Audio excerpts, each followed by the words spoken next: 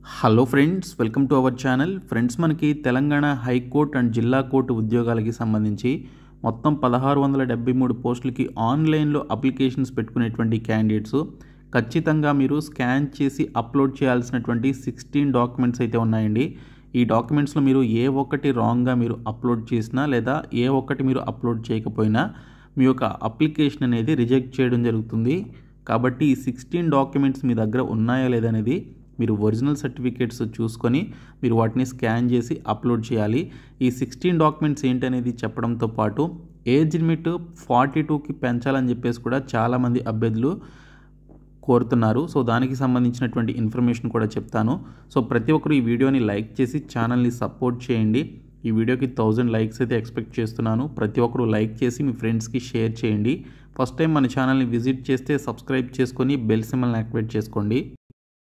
Friends, డీటెయిల్స్లోకి వెళ్లే ముందు మీరు తెలంగాణ జిల్లా కోర్టు అండ్ హైకోర్టు ఉద్యోగాలకి సంబంధించి ప్రిపేర్ అవుతూ ఆ జాబ్స్ని క్రాక్ చేయాలి అనుకునేటువంటి క్యాండిడేట్స్ అయితే మీకోసం మేము ఇక్కడ 499 రూపీస్కి ఒక మెగా కాంబో కోర్స్ని అయితే తీసుకురావడం జరిగింది. ఇందులో మీకు అన్ని వీడియో క్లాసెస్కి సంబంధించినటువంటి కోర్స్తో పాటు మీకు జీకే అండ్ ఇంగ్లీష్ లాంగ్వేజ్కి సంబంధించి ప్రీవియస్ ఎగ్జామ్స్లో అడిగినటువంటి 30,000 ప్రీవియస్ బిట్స్ యొక్క పీడిఎఫ్స్తో పాటు ప్రీవియస్ పేపర్స్ కూడా మేము మీకు అందిస్తున్నాము. ఇందులో మీరు వీడియో క్లాసెస్ పొందవచ్చు, దానితో పాటు ప్రీవియస్ పేపర్స్ కూడా మీరు పొందవచ్చు. 8 months వ్యాలిడిటీ అయితే ఉంటుంది. సో మీరు ఈ పీడిఎఫ్ మెటీరియల్స్ని డౌన్లోడ్ కూడా చేసుకోవచ్చండి. అదే మీకు వీడియో క్లాసెస్ వద్దు, ఓన్లీ పీడిఎఫ్ మెటీరియల్సే కావాలి అంటే బైలింగ్వల్లో మేము మీకు ప్రీవియస్ పేపర్స్తో పాటు ఇక్కడ జీకే అండ్ ఇంగ్లీష్కి సంబంధించి 30,000+ బిట్స్ ఉన్నటువంటి మెటీరియల్స్తో పాటు కరెంట్ అఫైర్స్ అలాగే స్టాటిక్ జీకేకి సంబంధించినటువంటి బిట్స్ కూడా ప్రొవైడ్ చేస్తున్నాం. సో ఈ 2 కోర్సులు కూడా డిస్క్రిప్షన్లో ఉన్నటువంటి BSK జాబ్స్ అనేటువంటి యాప్ని మీరు డౌన్లోడ్ చేసుకొని హోమ్ పేజ్లోనికి వెళ్ళినట్లయితే TS ఎగ్జామ్స్ అని చెప్పేసి ఒక బాక్స్ అయితే కనిపిస్తుంది. అది ఓపెన్ చేస్తే మీకు ఈ 2 కోర్సెస్ అయితే మీకు కనిపిస్తాయి. ప్రతి ఒక్కరు కూడా ఈ 2 కోర్సెస్ తీసుకోండి, మీకు 100% హెల్ప్ చేస్తాయి. సో డిస్క్రిప్షన్లో యాప్ లింక్ ఉంటుంది, చూడండి. ఫ్రెండ్స్, ముందుగా చూసుకున్నట్లయితే తెలంగాణ జిల్లా కోర్టు అండ్ హైకోర్టు ఉద్యోగాలకి సంబంధించి మనకి విడుదలైనటువంటి 1673 పోస్టులకి మీరు అప్లై చేయాలి అంటే మీకు మినిమం 18 నుంచి మ్యాక్సిమం 34 సంవత్సరాల మధ్య ఏజ్ లిమిట్ అయితే ఉండాలండి. అయితే ఈ 34 సంవత్సరాలని 42 సంవత్సరాలకి పెంచాలని చాలామంది తెలంగాణ అభ్యర్థులు అయితే కోరుతున్నారు. ఎందుకంటే ఆంధ్రప్రదేశ్కి సంబంధించినటువంటి జిల్లా కోర్టు అండ్ హైకోర్టు ఉద్యోగాలకి సంబంధించి 2022లో 3,000కి పైగా వేకెన్సీస్తో నోటిఫికేషన్స్ అయితే రిలీజ్ చేశారు. సో అప్పుడు నోటిఫికేషన్స్ రిలీజ్ చేసినప్పుడు ఆ నోటిఫికేషన్స్లో ఆంధ్రప్రదేశ్ అభ్యర్థులకి మినిమం 18 నుంచి మ్యాక్సిమం 42 సంవత్సరాల వరకు ఏజ్ లిమిట్ అయితే ప్రతి జాబ్ రోల్కి పెట్టడం జరిగిందండి. అయితే ఇప్పుడు తెలంగాణ నుంచి రిలీజ్ అయినటువంటి మొత్తం 17 నోటిఫికేషన్స్లో మీరు ఏ నోటిఫికేషన్ ఓపెన్ చేసినా మినిమం 18 నుంచి మ్యాక్సిమం 34 సంవత్సరాలే ఉంది. కానీ ఆ యొక్క ఏజ్ లిమిట్ అనేది 42 సంవత్సరాలకి పెంచడం అనేది జరగలేదు. సో చాలామంది అభ్యర్థులు ఈ 42 సంవత్సరాలకి ఏజ్ లిమిట్ని పెంచి మిగిలినటువంటి అన్ఎంప్లాయీస్కి కూడా అవకాశం కల్పించాలని చెప్పేసి చాలామంది అయితే కోరుతున్నారు. నేను కూడా మన ఛానల్ నుంచి హైకోర్టుని రిక్వెస్ట్ చేస్తుంది ఏంటంటే 34 సంవత్సరాల నుంచి ఏజ్ లిమిట్ని 42 సంవత్సరాలకి పెంచవలసిందిగా కోరుతున్నాను. సో ఎందుకంటే చాలామంది అన్ఎంప్లాయీస్ ఈ కోర్ట్ జాబ్స్ కోసం చాలా సంవత్సరాల నుంచి ఎదురు చూస్తున్నారు కాబట్టి సో 42 ఇయర్స్ వరకు పెంచితే మిగిలినటువంటి అభ్యర్థులు కూడా వారికి అప్లికేషన్స్ పెట్టుకొని ఎగ్జామ్స్ని అటెంప్ట్ చేసేటువంటి అవకాశం అయితే ఉంటుంది. కాబట్టి సో కోర్టు ఈ విధంగా ఆలోచించి ఏజ్ లిమిట్ని పెంచే విధంగా చర్యలు తీసుకోవాలని చెప్పేసి కోరడం జరుగుతుంది.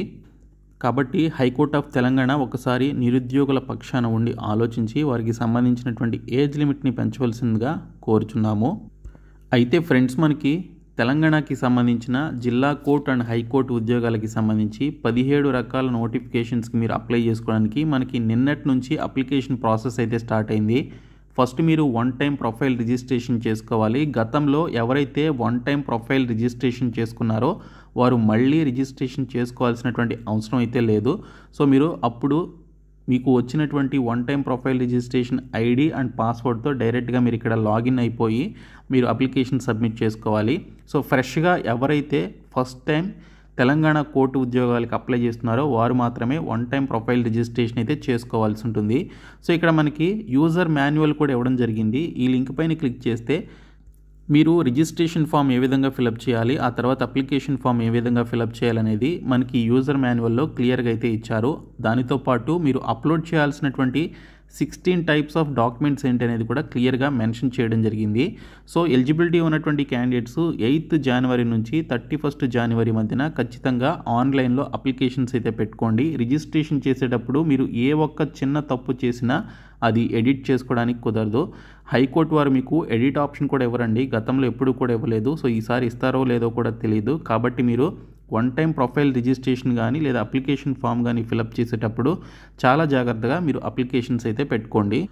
సో మనకి యూజర్ మాన్యువల్లో మీరు అప్లోడ్ చేయాల్సినటువంటి డాక్యుమెంట్స్ ఏంటనేది ఇక్కడ క్లియర్గా మెన్షన్ చేశారు. సో ఇక్కడ చూసుకున్నట్లయితే మనకి ఫోటో అండ్ సిగ్నేచర్ ఈ 2 డాక్యుమెంట్స్ వచ్చేసి 80 KB లోపు ఉండే విధంగా చూసుకొని మీరు వాటిని స్కాన్ చేసి అప్లోడ్ చేయాలి. సిగ్నేచర్ ఏ విధంగా స్కాన్ చేయాలని చెప్పేసి అడుగుతున్నారు చాలామంది. మీరు ఒక వైట్ పేపర్ తీసుకొని ఆ వైట్ పేపర్ మీద మీ యొక్క సైన్ అనేది చేయండి. సైన్ చేసిన తర్వాత దాన్ని ఫోటో తీయండి. ఆ వైట్ పేపర్ని తీసి మంచిగా క్రాప్ చేసి ఓకే దాన్ని స్కాన్ చేసి మీరు ఇక్కడ సిగ్నేచర్ని అప్లికేషన్ ఫామ్లో అప్లోడ్ చేయాల్సి ఉంటుంది. సో ఫోటోగ్రాఫ్ మీ దగ్గర ఆల్రెడీ స్కాన్ డాక్యుమెంట్ లేదా మీ దగ్గర ఫోటోగ్రాఫ్ ఓకే డిజిటల్ కాపీ ఉంటుంది కదా, అది మీరు 80 KB లోపు ఉండే విధంగా చూసుకొని అప్లోడ్ చేయండి. తర్వాత ఇక్కడ మెన్షన్ చేసినటువంటి మిగిలినటువంటి డాక్యుమెంట్స్ ఏవైతే ఉన్నాయో సో ఇవన్నీ కూడా మీరు PDF ఫార్మాట్లో 1 MB లోపు ఉండే విధంగా చూసుకొని అప్లోడ్ చేయాలండి. ఓకే 1024 KB 1 MB అంటే 1024 KB కదా. సో 1 MB లోపు ఉండే విధంగా చూసుకొని PDF ఫార్మాట్లోనే మీరు ఈ సర్టిఫికేట్స్ అన్నీ కూడా అప్లోడ్ చేయాల్సి ఉంటుంది. ఆ సర్టిఫికేట్స్ ఏంటంటే డేట్ ఆఫ్ బర్త్ ప్రూఫ్ కింద మీరు డేట్ ఆఫ్ బర్త్ సర్టిఫికేట్ని అప్లోడ్ చేయాలి. అయితే చాలామంది నా దగ్గర డేట్ ఆఫ్ బర్త్ సర్టిఫికేట్ లేదు, దీనికి ఆల్టర్నేటివ్ ఏంటని చెప్పేసి అడుగుతున్నారు. SSC certificate 10th class marks list ఉంటుంది కదా, అందులో మనకి డేట్ ఆఫ్ బర్త్ DOB ఉంటుంది. సో కాబట్టి అది మీకు డేట్ ఆఫ్ బర్త్ సర్టిఫికేట్ కింద కూడా మీకు యూజ్ అవుతుంది. సో అది కూడా మీరు అప్లోడ్ చేసుకోవచ్చు, ఎటువంటి ఇష్యూస్ అయితే ఉండవు. కాబట్టి డేట్ ఆఫ్ బర్త్ సర్టిఫికేట్ లేనటువంటి వారు 10th class marks list date of birth proof కింద అప్లోడ్ చేయండి. తర్వాత ఇక్కడ చూసుకున్నట్లయితే 7th క్లాస్ లేదా హయ్యర్ స్టడీస్కి సంబంధించినటువంటి సర్టిఫికేట్స్ ఎవరైతే ఆఫీస్ సబార్డినేట్కి సంబంధించిన పోస్టులకి అప్లై చేస్తున్నారో వారు 7th నుంచి 10th వరకు పాస్ అయినటువంటి పర్టికులర్ క్వాలిఫికేషన్ సర్టిఫికేట్స్ని అప్లోడ్ చేయాలి. కాబట్టి వారు 7th లేదా 10th వరకు చదివినటువంటి సర్టిఫికేట్స్ని అప్లోడ్ చేయాలి. తర్వాత 10th క్లాస్ మార్క్స్ లిస్ట్ మీరు ఖచ్చితంగా మీరు ఆ సర్టిఫికేట్ని అప్లోడ్ చేయాల్సి ఉంటుంది. ఇంకా ఇంటర్మీడియట్ సర్టిఫికేట్, గ్రాడ్యుయేషన్ సర్టిఫికేట్ ఆ పర్టికులర్ క్వాలిఫికేషన్స్ని బట్టి మీకు ఎక్కడైతే అడుగుతారో ఆ డాక్యుమెంట్స్ని అప్లోడ్ చేయాలని అక్కడ మీరు ఖచ్చితంగా ఆ డాక్యుమెంట్స్ని అప్లోడ్ చేయాలి. ఇంకా క్యాస్ట్ సర్టిఫికేట్ SC ST OBCకి సంబంధించినటువంటి క్యాస్ట్ సర్టిఫికేట్ అప్లోడ్ చేయాలి. చాలామంది OBC non creamy layer upload చేయాలని చెప్పేసి అడుగుతున్నారు. మీరు OBC కేటగిరీ కింద అప్లై చేస్తున్నప్పుడు సో ఖచ్చితంగా మీకు అక్కడ అప్లోడ్ యువర్ క్యాస్ట్ సర్టిఫికేట్ అని చెప్పేసి క్లిక్ హియర్ టు అప్లోడ్ అని చెప్పేసి బాక్స్ అయితే చూపిస్తుంది. కాబట్టి OBC క్యాండిడేట్స్ ఆ క్యాస్ట్ సర్టిఫికేట్ని అప్లోడ్ చేయాల్సి ఉంటుందండి. ఇంకా EWS క్యాండిడేట్స్ ఎకనామికల్లీ వీకర్ సెక్షన్స్కి సంబంధించినటువంటి సర్టిఫికేట్ ఏదైతే ఉంటుందో EWS క్యాండిడేట్స్ ఆ సర్టిఫికేట్ని అప్లోడ్ చేయాలి.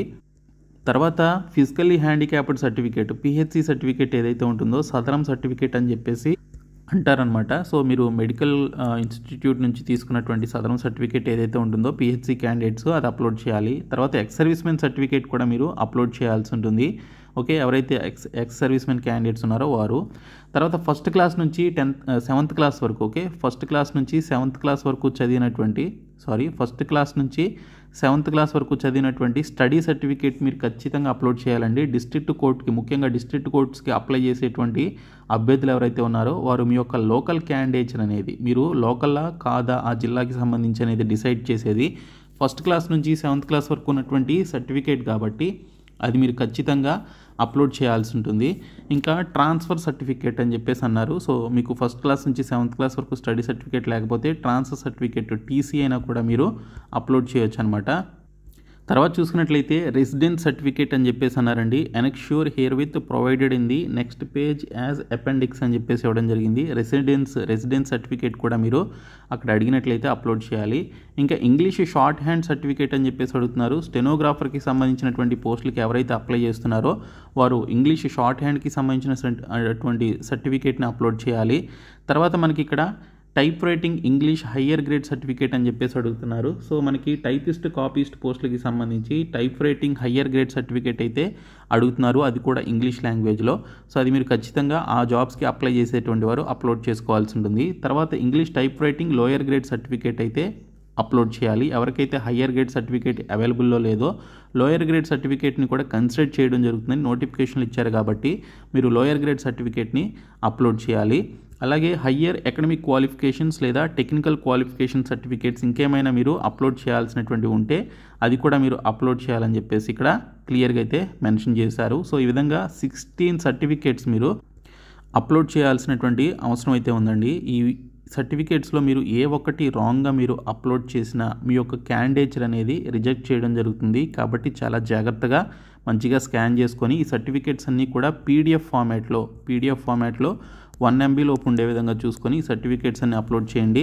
ఇంకా మీరు ఫోటోగ్రాఫ్ అండ్ సిగ్నేచర్ వచ్చేసి 80 KB లోపు ఉండే విధంగా ఆ యొక్క డాక్యుమెంట్స్ని అప్లోడ్ చేయండి. ఈ వీడియోని మీ ఫ్రెండ్స్కి షేర్ చేయండి, మన ఛానల్ సబ్స్క్రైబ్ చేయండి. Thank you so much guys.